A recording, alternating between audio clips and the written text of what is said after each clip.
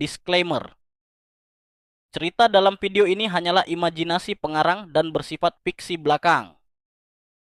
Cerita ini ditulis dengan hiburan dan bukan menjerumuskan tindakan apapun yang digambarkan. Penonton dimohon bisa membedakan dengan bijak antara realita dan fiksi. Begitu melihat Elena datang ke kamarnya, Ghislaine langsung berlari memeluk anak itu dengan erat. Belinda yang ada di sana langsung terkejut melihat reaksi Ghislaine yang menurutnya aneh.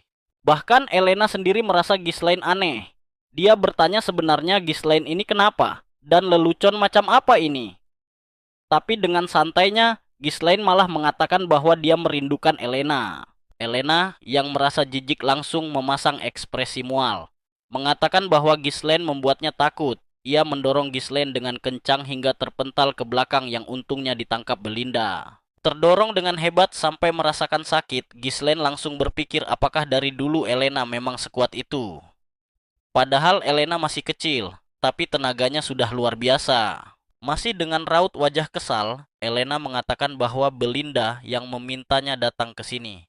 Dia menuduh Ghislaine sedang membuat lelucon, lalu mengatakan, apakah Ghislaine kira dengan begini semua jadi baik-baik saja? Elena terpancing emosi. Ia berteriak dan mengatakan bahwa dia mengalir Elena karena Elena ini menyebalkan. Bahkan merasakan embusan napasnya saja sudah sangat menjijikan. Kemudian ia bertanya apakah Ghislaine sudah lupa bahwa dia mengatakan itu semua. Ghislaine yang terkejut hanya bisa diam, lalu mengatakan apakah dia benar-benar pernah mengatakan itu.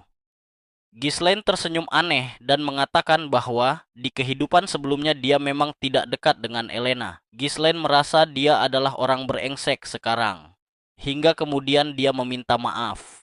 Hal itu membuat Belinda dan Elena menatapnya dengan terkejut. Belinda heran bagaimana bisa Ghislaine meminta maaf duluan. Sementara Elena mengatakan bahwa dia mendengar Orsi menyerang Ghislaine. Mungkin saja kepala Ghislaine yang kena sampai dia bisa mengatakan maaf. Tentu saja Ghislaine mendengus kesal mendengarnya. Ia segera tersenyum untuk menetralkan ekspresinya. Lantas mengatakan bahwa dia memang mengalahkan mereka semua. Dia juga bilang kenapa Elena bersikeras mengira Ghislaine kena pukul. Tapi belum juga Ghislaine menyelesaikan kalimatnya, Elena sudah meninju perutnya lebih dulu, membuat Ghislaine yang kesakitan langsung membungkuk di lantai. Elena mengejek Ghislaine, mengatakan bahwa memang Ghislaine yang berhasil mengalahkan mereka. Ghislaine kan pulang-pulang dalam keadaan tak sadarkan diri. Melihat Ghislaine yang kesakitan di bawah, Elena dan Belinda hanya tersenyum puas dan sedikit mengejek. Namun, walaupun masih kesal, Ghislaine masih menyembunyikan senyumnya. Sebab semuanya masih persis seperti ingatannya. Ghislaine menyesali kenapa dia yang dulu menghabiskan begitu banyak waktu untuk hal-hal yang tidak penting. Ia ingat di festival yang akan datang minggu depan, Ghislaine menolak ajakan Elena untuk pergi bersama, dengan alasan kejadian penyerangan Ors membuat Ghislaine sedih. Dan itulah hari terakhir Ghislaine melihat Elena. Wajah Elena yang terus meminta agar Ghislaine ikut bersamanya dalam mimpi adalah wajah yang sama dengan ketika ia menolaknya saat di festival. Setelah itu, tubuhnya ditemukan telah terkulai habis. Begitu juga dengan para bodyguardnya. Ghislaine menyesali bahwa seharusnya dia ikut dengan Elena dan tidak membiarkannya sendirian. Di saat seperti itu, terdengar pintu diketuk. Mereka meminta izin untuk masuk. Begitu pintu dibuka, dua orang bodyguard bernama Jamal dan Philip masuk. Mengatakan bahwa ternyata Elena ada di sini. Melihat itu, Elena lantas menanyakan, ada sesuatu apa? Padahal Elena sudah menyuruh mereka untuk menunggu di luar. Mereka meminta maaf, kemudian mengatakan bahwa para pelayan meminta bantuan Elena memeriksa hasil kerja mereka untuk peralatan festival nanti. Ghislaine bingung dengan yang dikatakan mereka. Ia heran kenapa bisa mereka meminta bantuan Elena. Tapi Belinda segera menjawab kebingungan Ghislaine. Dia mengatakan bahwa Ghislaine tidak tahu karena dia selalu bermalas-malasan seharian. Tapi dia juga heran kira-kira kenapa mereka bisa kekurangan tenaga kerja di Persim sampai-sampai Elena yang harus turun tangan. Mendengar pengakuan Belinda, Ghislaine hanya tersenyum canggung. Apa mereka benar-benar sekurang itu dalam tenaga kerja? Ghislaine yang dulu memang setidak peduli itu soal masalah ini. Jadi wajar saja Ghislaine tidak tahu. Ketika mendengar Elena berpamitan untuk mengurus pekerjaan, Ghislaine akhirnya menawarkan bantuan. Ia berniat ikut juga membantu juga. Tapi bukannya senang, Elena malah merapatkan tubuh pada Belinda. Mereka menatap Ghislaine dengan aneh, karena Ghislaine menawarkan diri untuk membantu. Elena jadi semakin yakin jika Ghislaine benar-benar kena pukul di kepala. Ketika mendengar Elena berpamitan untuk mengurus pekerjaan, Ghislaine akhirnya menawarkan bantuan.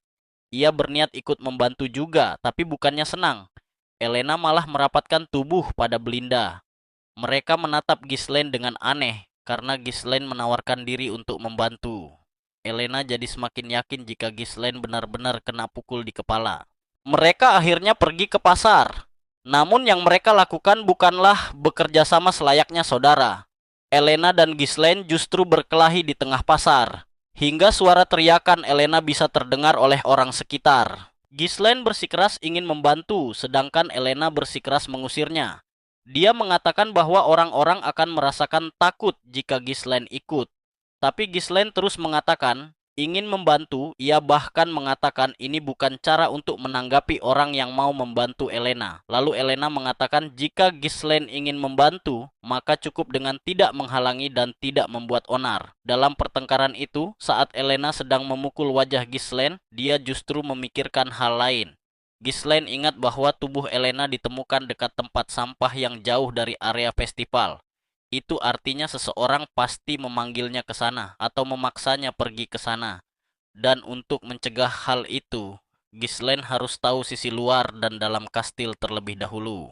Dalam pertengkaran itu, saat Elena sedang memukul wajah Ghislaine, dia justru memikirkan hal lain. Ghislaine ingat bahwa tubuh Elena ditemukan dekat tempat sampah yang jauh dari area festival. Itu artinya seseorang pasti memanggilnya ke sana atau memaksanya pergi ke sana.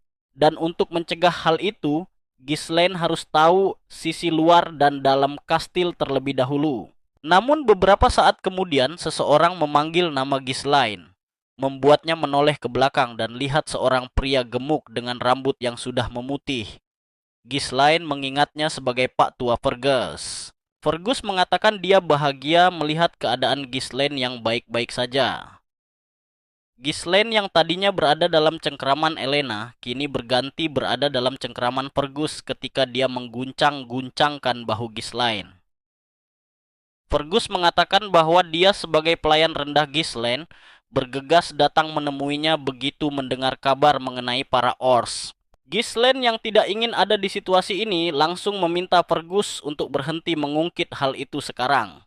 Namun Elena segera mendekat dan mengatakan bahwa ini adalah waktu yang bagus.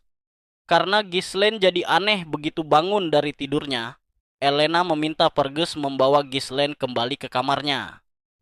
Elena tersenyum jahil. Ini kesempatan bagus untuk tidak membuat Ghislaine ikut dengannya. Karena tidak punya pilihan, Ghislaine terjebak di antar Fergus. Jadilah ia merelakan misinya gagal walau sedikit kesal.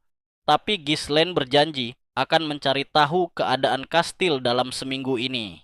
Begitu Elena pergi, Ghislaine lalu bertanya pada Fergus bahwa di dalam kastil ada lapangan latihan yang terbengkalai. Ghislaine meminta Fergus membawanya ke sana. Tapi Fergus yang kebingungan mengatakan, "Unyuk apa pergi ke lapangan latihan?" Setelah Ghislaine mengatakan untuk berlatih, Fergus terdiam sejenak. Tapi ia segera membawa Ghislaine ke sana. Sesampainya di sana, Ghislaine terkejut karena melihat kondisi tempat itu yang ternyata lebih bagus dari perkiraannya. Ghislaine mengelilingi tempat itu, mengatakan bahwa tempat ini adalah lokasi yang cocok untuk tempatnya berlatih. Ghislaine berpikir bahwa ia tidak pernah menemukan tempat seperti ini sewaktu menjadi mercenary. Fergus mengatakan bahwa mereka merawat tempat ini untuk berjaga-jaga bila Ghislaine hendak menggunakannya. Fergus bahkan menggumamkan sesuatu yang membuat Ghislaine terkejut, hingga Ghislaine berpikir tentang Fergus di kehidupannya yang sebelumnya. Lalu ia menemukan jawabannya. Ghislaine mengatakan bahwa dia membutuhkan umur yang panjang karena kematian rasanya begitu pahit.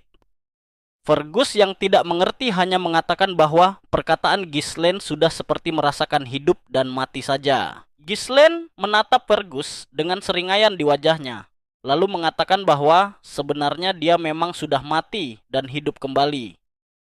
Fergus yang tidak percaya meminta Ghislaine untuk berhenti bercanda. Mendengar itu, Ghislaine pun meminta Fergus untuk pergi sekarang, karena Ghislaine akan mulai berlatih. Fergus Lund berpamitan dan mengatakan akan menunggu di luar. Begitu Fergus melangkah pergi, Ghislaine berpikir bahwa dia selalu memperlakukan semua orang di sekitarnya layaknya musuh sendiri. Tapi sebenarnya pandangan Ghislaine saja yang terlalu pendek. Ghislaine terus memikirkan waktu seminggu itu. Duku, ternyata pelaku di balik kematian Elena adalah bangsawan Datu negeri tetangga. Dan berkat kejadian itu, peperangan di Perdium akhirnya tak bisa dielakkan, yang berakhir dengan kehancuran. Kematian Elena lah yang menjadi kunci permukaan berakhirnya keluarga Ghislaine. Itu artinya Ghislaine harus membenarkan semuanya sekarang. Ghislaine lalu didum bersila dan melakukan meditasi. Ghislaine harus memiliki fisik yang lebih bagus. Walau dia tidak punya banyak waktu, setidaknya dia masih bisa mengendalikan mana. Mana adalah sumber supernatural yang memungkinkan manusia untuk berkembang melebihi batas mereka. Kebanyakan orang bilang merasakan dan menerima mana adalah bagian terulitnya. Tapi Ghislaine bisa melakukan itu bahkan di dalam perang yang hebat.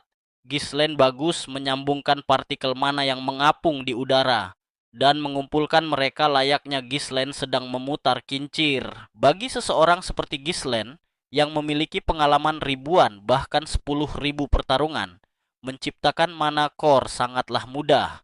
Tapi jika hanya itu kemampuannya, Ghislaine tidak mungkin menjadi bagian dari salah satu ksatria terkuat di 7 benua. Dengan metode dari buku setengah gosong mengenai sihir yang pernah Ghislaine ambil, dan mana core natural milik manusia, Ghislaine dapat menciptakan 2 atau bahkan 3.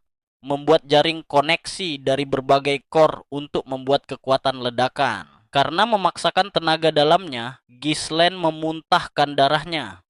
Mungkin tubuhnya yang sekarang tidak sekuat dulu. 3 adalah batasnya. Walaupun di kehidupan sebelumnya dia bisa melakukan 5. Ghislaine terus terbatuk dan memuntahkan darah. Metode ini memungkinkan penggunanya untuk membuat kekuatan ledakan dalam waktu singkat.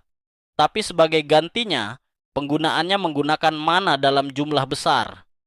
Inilah alasan utama kenapa Ghislaine bisa kalah dari Idun di kehidupannya sebelumnya. Membawa seluruh Ordo Knight untuk melawan Ghislaine di saat dia kehabisan mana.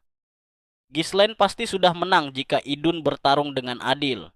Teknik ini memang tidak stabil, tapi cukup untuk saat ini. Sekarang Ghislaine punya tubuh yang kuat dan waktu yang banyak. Ghislaine bertekad bahwa kali ini kepala Idunlah yang akan dia penggal. Bersama para bajingan yang berdiri di balik keluarga Delphine, mereka yang membantu kehancuran negeri Perdium, Ghislaine akan menghancurkan mereka semua. 1 minggu kemudian, di hari festival, Ghislaine menyiapkan pedang yang dililitkan ke sabuk celananya. Kedatangannya ke festival benar-benar mengejutkan Elena. Dia tidak menyangka jika Ghislaine benar-benar datang. Padahal biasanya Ghislaine tidak suka ikut acara seperti ini. Tapi Ghislaine mengatakan bahwa sebagai anggota Perdium, setidaknya sesekali dia harus datang. Elena mengatakan bahwa perilaku Ghislaine belakangan ini menjadi aneh. Dia bahkan mendengar bahwa seminggu terakhir ini Ghislaine hanya fokus latihan saja. Ghislaine membantah lalu mengatakan tidak ada salahnya jika seorang pewaris dari keluarga ksatria ingin berlatih. Tapi Elena mengatakan bahwa sebelumnya Ghislaine tidak pernah peduli soal hal-hal seperti ini. Lagi pula, Ghislaine sendiri yang pernah mengatakan bahwa ayah mereka mehebakkan dan Ghislaine berharap dia sudah menjadi bangsawan. Karena Elena terus mengejeknya, Ghislaine jadi sedikit kesal. Namun tidak lagi ketika Elena mengatakan bahwa dia lebih menyukai Ghislaine yang sekarang. Bahkan sepertinya Ghislaine yang dulu sudah kembali. Ghislaine merasa bingung. Ia menyadari sesuatu seminggu belakangan ini. Karena tindakannya yang telah berubah, cara orang melihatnya dan masa depannya juga perlahan-lahan mulai berubah.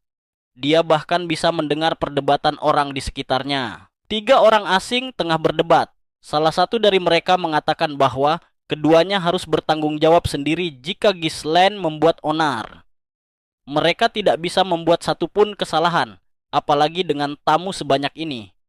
Tapi satu orang lagi meminta temannya untuk tidak khawatir.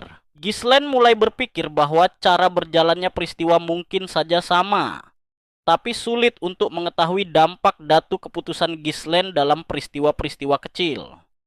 Jadi memanfaatkan informasi dari masa depan adalah tugasnya saat ini. Ghislaine harus merespon setiap situasi dengan efektif. Persiapannya telah selesai. Elena membawa Ghislaine mengelilingi festival dan menikmatinya. Adik perempuannya itu tampak bahagia, tapi semuanya mulai membosankan seiring berakhirnya tahun. Sepertinya tahun ini tidak ada yang baru. Ghislaine mulai merasa bingung karena festival hampir berakhir, tapi tidak terjadi apa-apa. Apa ini karena Ghislaine yang menemani Elena? Sampai kemudian Ghislaine terkejut ketika dua orang mengajak Elena untuk memeriksa area lainnya juga. Mereka mendapat kabar dari teman mereka bahwa ada festival baru di seberang. Elena yang merasa bosan tentu setuju untuk pergi dengan mereka. Ia berharap jika festival itu lebih seru, namun tatapan Ghislaine tidak bisa lepas dari keduanya. Kini Ghislaine tahu bahwa dua orang itulah pelakunya. Pengkhianat keluarga Ghislaine adalah orang terdekatnya. Oh iya, lupa. Jangan lupa subscribe ya teman-teman untuk menyemangati saya buat konten lagi. Sekali lagi, terima kasih teman-teman yang sudah menonton video di channel saya. Terima kasih.